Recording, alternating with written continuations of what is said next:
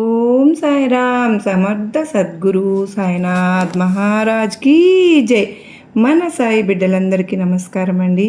ఎలా ఉన్నారు? ఏం చేస్తున్నారు? మీ అందరూ కూడా సంతోషంగా, క్షేమంగా, ఆరోగ్యంగా ఉండాలని మనస్ఫూర్తిగా సాయినాథుని యొక్క ఆశీస్సులు మనందరిపైన ఉండాలని ఆ సాయిని వేడుకుంటూ ఈరోజు వీడియోని మొదలు పెడుతున్నాను. ఇక ఈరోజు వీడియోలో సాయినాథుని సందేశం ఏంటి అంటే కనుక, బిడ్డ, నువ్వు ఈరోజు మొదట చూడగానే తిరుమల వెంకన్నను తాకి ఈ నెల చివరి రోజు లోపే అంటే నీ కళ్ళల్లో ఉన్నటువంటి కన్నీళ్ళన్నీ కూడా మటుమాయం చేస్తాను, అలాగే నీ మనసులో తెలియనటువంటి ఒక ఆనందాన్ని నింపుతాను అని అంటున్నారు. మరి సాయినాథుని సందేశంలో ఉన్నటువంటి పరమార్థం ఏమిటో తప్పకుండా తెలుసుకున్నామండి. ఇప్పుడే కొత్తగా మన ఛానల్ చూస్తున్నారా? ప్లీజ్ అండి, దయచేసి ఛానల్ సబ్స్క్రైబ్ చేసుకుని వీడియో కనుక మీకు నచ్చినట్లయితే లైక్ చేసి సపోర్ట్ చేయండి. మరి ఇవాళ రోజున ఈ వీడియో మన దాకా వచ్చింది అంటే అది యాదృచ్ఛికంగా జరిగినటువంటి విషయం కాదండి. నిజంగా ఎవరో తెలియదు, కానీ ఆయన భక్తులు విలువెల్లాడిపోతూ కన్నీళ్లతో ఆయన పాదాల చెంత చేరి ఆయనను ఈ సమయంలో ఎవరో దీనాతి దీనంగా ప్రార్థిస్తూ ఉంటారు. కనుకనే సాయినాథుడు ఆయనే స్వయంగా రాలేక ఈ సందేశం రూపంలో భక్తులకు ఇది వినిపిస్తూ ఉన్నారని చెప్పి మనం అర్థం చేసుకోవాలండి. ఒక్క క్షణం ఆగమ్మా, కలవరపడద్దు. నీకు ఈ నెలాఖరి లోపానే అంటే రేపు ఉదయం లోపానే నీకు ఊహించినటువంటి ఒక అద్భుతమైనటువంటి శుభవార్తని తలుపు తట్టేలాగా నేను చేస్తాను. అంత మాత్రమే కాదు, ఈ రోజంతా కూడా నువ్వు పడినటువంటి బాధకు తప్పకుండా నేను ముగింపు అయితే ఇవ్వబోతూ ఉన్నాను. అయితే ఈరోజు నువ్వు చెప్పేటటువంటి ప్రతి మాటను కూడా పూర్తిగా వినాలి. వింటేనే కదా నువ్వు పొందేటటువంటి ఆనందం ఏంటి అనేది నీకు అర్థమవుతుంది. చివరి వరకు నా మాటను ఆలకించే ప్రయత్నం చెయ్యి. బిడ్డ, ఎన్నాళ్ళుగానో ఒక విషయం గురించి నువ్వు బాధపడుతూ ఉన్నావు. దాని గురించే కదా నీ చింత. నీకు దాని నుంచి ఎన్నో ఇబ్బందులు కలుగుతాయేమో అని భయపడిపోతూ ఉన్నావు. లోపల విపరీతంగా మదన పడిపోతూ ఉంటున్నావు. నా మొర నీకు వినపడడం లేదా అని ఎన్నోసార్లు ఆకాశం వైపు చూస్తూ అడిగినటువంటి రోజంటూ లేదు. నీ ఓపిక నశించిపోతున్నటువంటి సమయంలో, నీవు నమ్మకం కోల్పోతున్నటువంటి తరుణంలో, ఇదిగో నేను నీ చెంతకు వచ్చానమ్మా అంటూ ఎన్నోసార్లు చెప్పాలని పరీక్షించాను. నీ నిరీక్షణ ముగిసేటటువంటి సమయం ఆసన్నమైంది. నీ మార్గంలో ఉన్నటువంటి ముళ్ళను నేను ఏరి పారేస్తున్నాను. నువ్వు వెళ్ళేటటువంటి దారిలో నీకు తెలియకుండానే నేను నీ వెనుకనే ఉండి మరీ నిన్ను జాగ్రత్తగా కాపాడుకోబోతున్నాను. చూడు బిడ్డ, రేపు ఉదయం సూర్యోదయంతో పాటుగా నీ జీవితంలో ఎంతో అద్భుతంగా కొత్త వెలుగులు రాబోతున్నాయి. అంత మాత్రమే కాదు, నువ్వు అనుకుంటున్నటువంటి ఒక పనికి ఉన్నటువంటి ఆటంకాలు అన్నీ కూడా మంచులాగా కరిగిపోయేలాగా నేనే చేయబోతున్నాను. 9 అనేది నా సంఖ్య, నాకు ఇష్టమైనటువంటి సంఖ్య. కనుకనే నవవిధ భక్తులకు ఇది నిదర్శనం. అమ్మ, రేపు ఉదయాన్నే నేను ఇప్పుడు చెబుతున్నటువంటి సమయం లేపు నీవు ఏదో ఒక వార్త, ఒక సమాచారం అనేది తప్పకుండా నీ దగ్గరకు వచ్చేటటువంటి ఒక వ్యక్తి లేదా ఇంకా ఎవరైనా సరే నీకు తెలిసినటువంటి వారు నీ ముఖంలో చిరునవ్వు నింపుతారు. ఆ వార్త నువ్వు వినగానే నువ్వు పొందేటటువంటి ఆనందం ఉంటుంది చూడు, అది నాకు ఇచ్చేటటువంటి దక్షిణగా నేను స్వీకరించబోతూ ఉన్నాను. నువ్వు గదిలో ఒంటరిగా కూర్చుని ఎంతో ఎక్కువ కన్నీరు పెట్టుకుంటూ ఉన్నావు. నీ భుజంపై నేను చెయ్యి వేశాను, కానీ నువ్వు గుర్తించనే లేదు. అయితే నన్ను ఎవరు కూడా అర్థం చేసుకోవడం లేదు అని చెప్పి నువ్వు బాధపడుతూ ఉన్నప్పుడు నీ ఆత్మలో నేను అడుగడుగునా కూడా ధైర్యాన్ని నింపాను. ఇకపై ఆ కన్నీరు అనేది ఆనంద బాష్పాలుగా తప్పకుండా మారబోయేటటువంటి క్షణం అనేది రాబోతుంది. గత జన్మల కర్మల వలనే కొన్ని కష్టాలు నీకు ఎదురయ్యాయి, ఒప్పుకుంటాను. కానీ చూడమ్మా, నువ్వు నాపై చూపించినటువంటి అచంచలమైనటువంటి విశ్వాసం ఉంది చూడు, ఆ కర్మల తీవ్రతను తగ్గించింది తల్లి. రేపు నీవు అందుకోబోయేటటువంటి శుభవార్త ఉంది చూడు, అది నీ కర్మల సంఖ్యలను తెగిపోయేలాగా చేయబోతోంది. అయితే నీవు రేపు ధనం రావచ్చు, లేదా నువ్వు కోరుకున్న కోరిక నెరవేరవచ్చు, పదవి కూడా రావచ్చు. కానీ అన్నింటికంటే ముఖ్యమైనది మనశ్శాంతిని నేను నీకు ప్రసాదించబోతున్నాను తల్లి. రేపు ఉదయం నుండి నీ మనసులో ఉన్న ఒక పూర్తి అలజడి అనేది తగ్గిపోయేలాగా చేస్తాను. ఒక రకమైనటువంటి ప్రశాంతత నిన్ను ఆవహించేలాగా చేస్తాను. అది కేవలం నా అనుగ్రహం అయితే నువ్వు కూడా గుర్తుంచుకోవాలి. లోకం నిన్ను తప్పు పట్టినా సరే నువ్వు ధర్మాన్ని ఎప్పుడూ కూడా విడిచిపెట్టలేదమ్మా. ఆకలితో ఉన్నవారికి నీవు పెట్టినటువంటి పట్టెడు అన్నమే, మూగ జీవాల పట్ల నువ్వు చూపించినటువంటి కరుణ, ఇవన్నీ కూడా నా దగ్గర లెక్కలో రాసుకుని ఉంచాను. అందుకేనమ్మా నువ్వు కోరుకున్న దానిని కంటే కూడా ఎక్కువే నేను నీకు ఇవ్వాలని నిర్ణయించుకున్నాను. ఇది నిజంగా జరుగుతుందా? ఇదంతా కూడా నాకు అంటే ఒక సందేహంలాగా అనిపిస్తుందని చెప్పి నువ్వు అనుకోవద్దు. నా మాట ఎన్నడూ కూడా అసత్యం కాదు. చూడు తల్లి, నేను ఈరోజు నీకు ప్రమాణం చేసి మరీ చెప్తున్నాను. నీ కష్టాలు తీరే రోజు రేపటి నుండే ప్రారంభం. రేపు ఉదయం 9 లోపు నువ్వు పొందే ఒక విజయం ఉంటుంది చూడు, అది నీ జీవితంలో రాయిలాగా తిరిగిపోతుంది, మైలురాయిగా ఉండిపోతుంది. రేపు ఉదయం నిద్ర లేవగానే నా నామాన్ని ఒక్కసారి స్మరించు. ప్రశాంతంగా నీ పనులు నువ్వు చేసుకుంటూ ఉండు. ఎవరితో కూడా వాదించే ప్రయత్నం చేయవద్దు. నువ్వు ఎవరి కోసమైతే ఎదురు చూస్తూ ఉన్నావో ఆ శుభం నీ దగ్గరకు నేనే పంపిస్తాను. చూడమ్మా, భయం అనేది విడిచిపెట్టు. నేను ఉన్నానుగా. నీ భారమంతా నాపై వేయమ్మా, నేనే చూసుకుంటాను. రేపు ఉదయంలోపు ఆ శుభవార్త నువ్వు విన్న తర్వాత నువ్వు పొందే ఆ తృప్తిని చూసి నేను ఎంతగానో మురిసిపోతాను. నువ్వు ఎల్లప్పుడూ కూడా చల్లగా ఉండాలి, సంతోషంగా ఉండాలి. చూడు తల్లి, ఈ లీలలను నువ్వు పూర్తిగా విన్న తరువాత నీకు నా సంపూర్ణ ఆశీస్సులు దక్కుతాయి. ఇలాంటి మరిన్ని ఎక్కువ మాటలను నువ్వు ప్రతిరోజు కూడా ఆలకిస్తూ ఉండాలి. ఆలకించడమే కాదు, ప్రతి ఒక్క మాటను కూడా నువ్వు గుర్తు పెట్టుకుని పాటించే తీరాలి.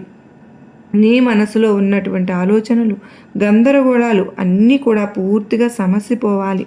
నీకు ఎప్పుడూ కూడా అంటే నీ మనసులో తెలియకుండానే ఏదో అలజడి నిన్ను వెంటాడుతున్నట్లుగా నీకు అనిపిస్తూ ఉంటుంది. కానీ నువ్వు మాత్రం నీ చుట్టూ ఎవరున్నా, ఎంతమంది ఉన్నా వాళ్ళని నమ్మడం లేదు. నిజమే, నువ్వు చేస్తున్న పని గొప్ప విషయమే. ఎందుకంటే ఇప్పటివరకు చాలామంది వ్యక్తులతో నువ్వు మోసపోయావు.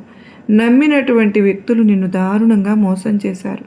అయితే నీ జీవితంలో జరుగుతున్నటువంటి అంటే నీ కళ్ళకు గంతలు కట్టి నిన్ను బలిపశువులాగా చేసుకుని చాలామంది వ్యక్తులు కూడా నిన్ను వాళ్ళ అవసరాలకు వాడుకున్నారు అని నేను కూడా చూస్తూనే ఉన్నాను.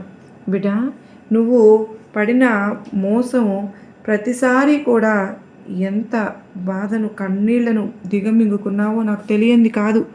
నీ బాబాను అన్నీ చూస్తూనే ఉన్నానమ్మా. కానీ నీకు ఆ బాధ నుంచి బయటపడవేయడానికి ఈరోజు నేను ఆ వెంకన్న సాక్షిగా చెప్తూ ఉన్నాను.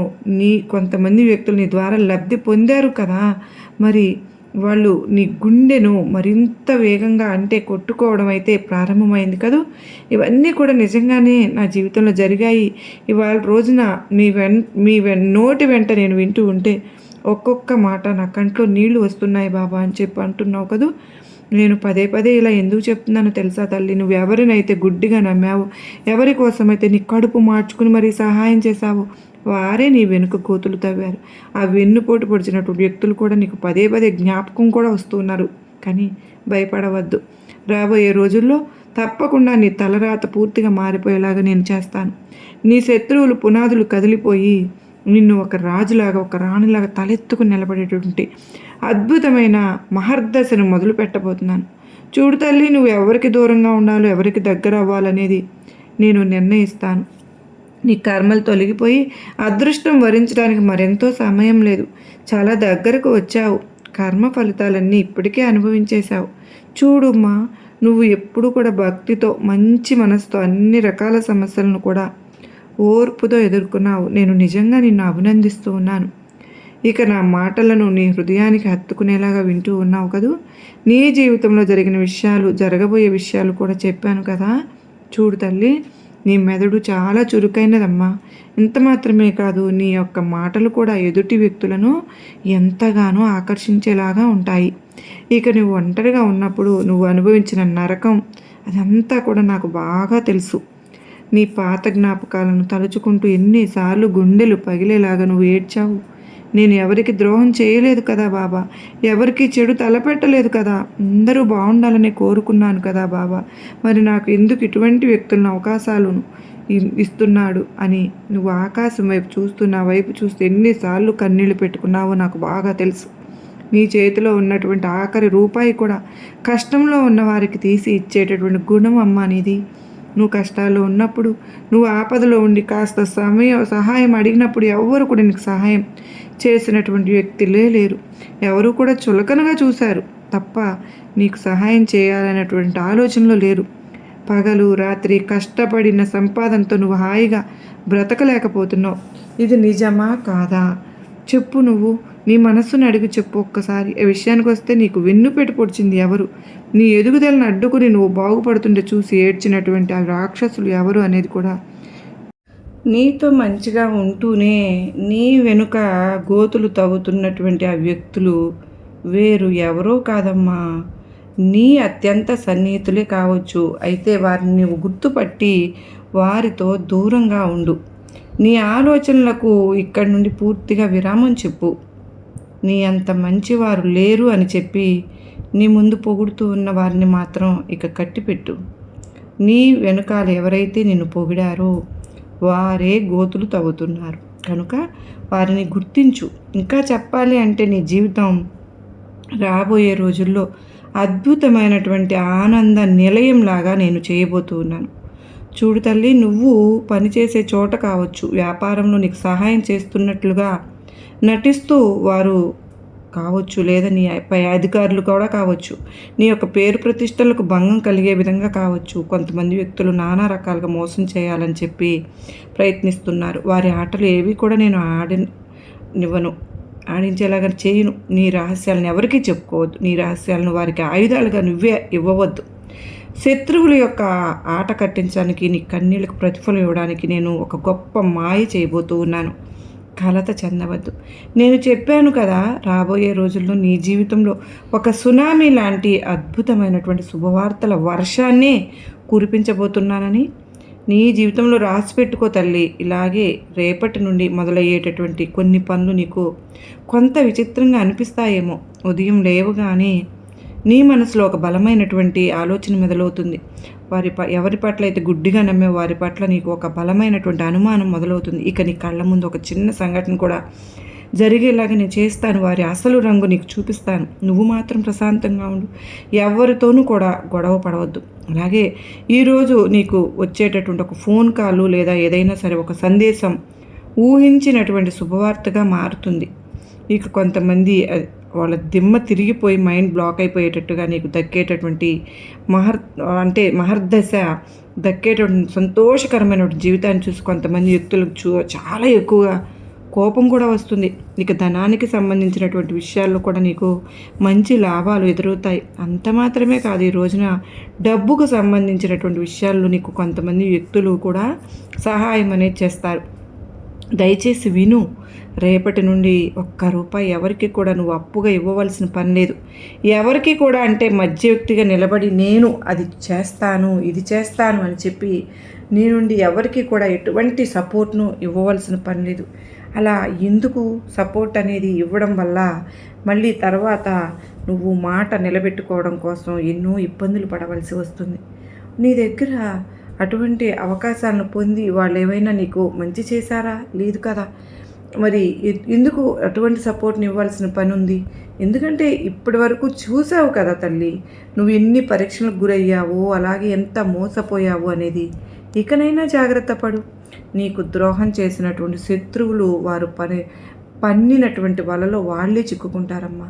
వారి ఆర్థిక స్థితి కుప్పకూలిపోవడం, సమాజంలో వారికి జరిగేటటువంటి అవమానం వారు కళ్ళారా చూస్తారు. కాలం తప్పకుండా నీ తరపున పగ తీర్చుకునే రోజులాగా నేను మలుస్తాను. చూడు తల్లి, నీ తలరాత మారేటటువంటి శుభదినం రేపటి నుండే నీ జీవితంలో గతంలో ఎప్పుడో జరిగినటువంటి ఆగిపోయినటువంటి పనులు కూడా మరలా తిరిగి మొదలవ్వబోతున్నాయి. నేను చూపిస్తాను. ఊహించని లాభాలను గడించేలాగా నేను చేస్తాను. అంత మాత్రమే కాదు, నువ్వు శుభవార్తలు వినేలాగా నీ కుటుంబంలో ఉన్నటువంటి గొడవలన్నీ సమస్యపోయి నీ విలువ ఏమిటి అనేది అర్థమయ్యేలాగా చేస్తాను. ఈరోజు సాయంత్రానికి నీ ముఖంలో గొప్ప చిరునవ్వు అనేది, ఆత్మవిశ్వాసం అనేది రెట్టింపు అవడం చూస్తావు. నీ సమయం ఆరంభం కాబోతుంది. అద్భుతమైనటువంటి మార్పును నువ్వు సొంతం చేసుకోవాలి అంటే కొన్ని విషయాల్లో జాగ్రత్తగా ఉండాలి. అయితే దైవబలం తోడైతేనే కదా ఏదైనా అద్భుతంగా మారుతుంది. నిన్ను రెచ్చగొట్టి అవమానించిన నువ్వు ఎవ్వరికి కూడా ఈ రోజున సమాధానం చెప్పనే వద్దు. నీ మౌనమే నీకు ధైర్యం అవ్వాలి. నీ ఇష్టదైవమైన దైవం ముందు ఈరోజు ప్రార్థిస్తూ ఉండు. ఉదయం సాయంత్రం వేళ స్నానం చేసిన వెంటనే నీ ఇష్టదైవ నామాన్ని జపించు. ఇంట్లో సాంబ్రాణి ధూపం వేయాలి. ఆహారం దానం ఎవరికైతే వీలైతే తప్పకుండా నువ్వు చెయ్యి. తల్లి, ఆకలితో ఉన్నవారికి నీ చేతులతో అన్నదానం చేసే ప్రయత్నం అయితే చెయ్యి. అవన్నీ కర్మలను దూరం చేస్తాయి తల్లి. నువ్వు ఎవరికైనా సహాయం చేసావంటే ఇది బ్రహ్మాస్త్రం కనుక ఈ విషయాల్లో నువ్వు తప్పకుండా వహించకుండా నేను చెప్పినటువంటి పనులు చేసుకుంటూ వెళ్ళు. నీ జీవితంలో నీ ముఖంలో ఉన్నటువంటి కన్నీళ్ళన్నీ కూడా తొలగించేస్తాను. నీకు సంబంధించినటువంటి రహస్యాలు నీలో దాచిపెట్టుకో. డబ్బుకు సంబంధించినటువంటి విషయాలు కావచ్చు, ఎవరితో కూడా చెప్పవద్దు. ఎవరికి కనీసం ఇంట్లో వారికి కూడా చెప్పవద్దు. అన్ని పనులు కూడా పూర్తయిన తర్వాత చెప్పడం అలవాటు చేసుకో. నువ్వు పుట్టుకతోనే ఒక అద్భుతమైనటువంటి గొప్ప వ్యక్తిగా పుట్టావు తల్లి. ఇప్పటి నుంచి నీ జీవితం ఎలా మారుతుందో చూసేవారికే వింతగా అనిపిస్తుంది. నీ ఎదుగుదలను చూసి కొంతమంది వ్యక్తులు తలదించుకుంటారు. ఇది నా వాక్కు, భగవంతుని యొక్క వాక్కులాగా ఆ సాక్షాత్తు శ్రీ తిరుమల వెంకన్న స్వామి నీకు మనసారాని నమ్మావు కనుకనే నీ జీవితాన్ని బంగారంలాగా మార్చబోతున్నారు. నేను చెప్పిన ఈ విషయాలు నీ మనసుకు హత్తుకుంటే, నీ జీవితంలో జరుగుతున్నటువంటి సంఘటనలకు దగ్గరగా అనిపిస్తే, కనీసం నీకు ఇష్టమైనటువంటి నీ దైవానికి కృతజ్ఞత తెలియజేసుకో. ఇక నుంచి నువ్వు సంతోషంగా ఉండాలని నేను కోరుకుంటూ ఉన్నాను. బిడ్డ, నీకు నా ఆశీర్వాదములు ఇస్తున్నాను అంటూ సాయినాథుడు ఈరోజు అత్యద్భుతమైన సందేశాన్ని అందించారు కదండి. ఈరోజు శనివారం రోజున తిరుమల వెంకన్నను తాకి ఆ స్వామి ఆశీస్సులు కూడా మనందరిపైన ఉండాలని మనస్ఫూర్తిగా కోరుకుంటూ సర్వేజన సుఖినో భవంతు.